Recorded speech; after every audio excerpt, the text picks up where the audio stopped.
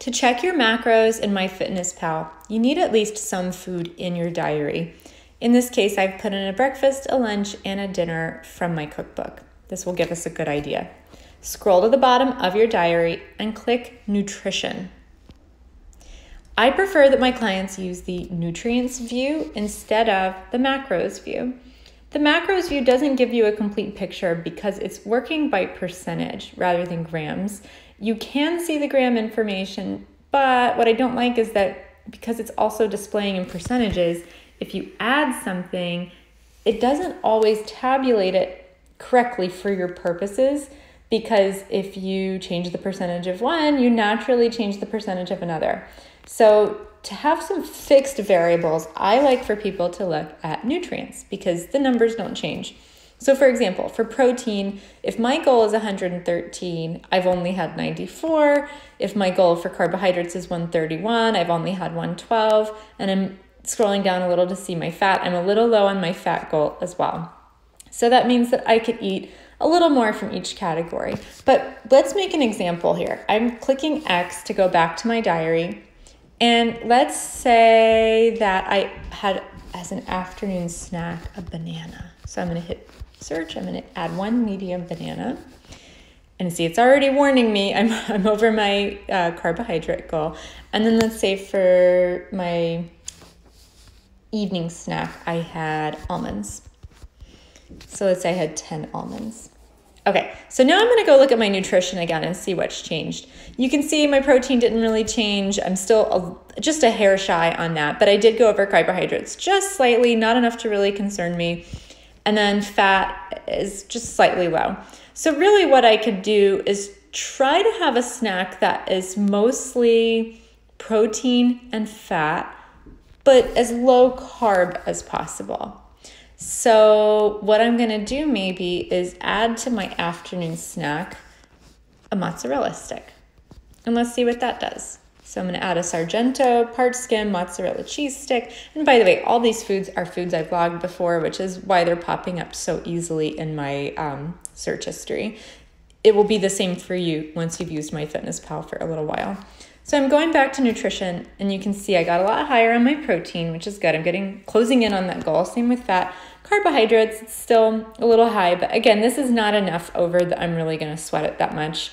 And you can see some of the other nutrients like fiber and sugar. My recipe information, my nutrition information doesn't include these numbers, so that's why it looks so low, but trust me, your fiber is not that low if you're using my recipes. So at this point, I'm going to hit X again. I'm pretty pleased because I'm almost to my calorie goal and the balance is really, really good. But let's say for breakfast, I didn't have the smoked salmon tartines. I'm going to delete that. And I'm going to say instead that I had, let me see, I'm trying to think of a good, I'm going to put in oatmeal. I was trying to think of something really carby. Okay, so let's say I had that for breakfast, obviously a very small carb-rich breakfast. I had my lunch from the cookbook. I had all the rest of the stuff the same. Okay, so let's look at nutrition now. So you can see my protein got much lower and my fat got much lower. That's the kind of difference that I would actually be kind of concerned about if I'm looking at someone's food diary. So if you're looking at your own nutrition button in MyFitnessPal, you need to look for those really big differences. Like the fat is like 20 grams too low. That's not a win. This is not a golf score. We're not trying to get super low. I really want your numbers to be really close to what the goal is. So, protein, I wouldn't be super excited about how far away that is from the goal. Carbs, it's barely over 10, so I'm not that concerned about it. But I would really want to see protein and fat come up. And so if you look at your day, you can be a detective and see, well, where is that protein and fat missing? And you can see it's missing from the breakfast. So if we add, let's say Siggi's, it's a good source of protein. So we're going to add 1 Siggi's yogurt, and we want to add a little bit of fat. So maybe let's add some walnuts. That's way more than I want. So I'm going to do, instead of a 1/4 cup, I'm going to do 1/8 of a cup. That's better. Okay, let's go back to nutrition.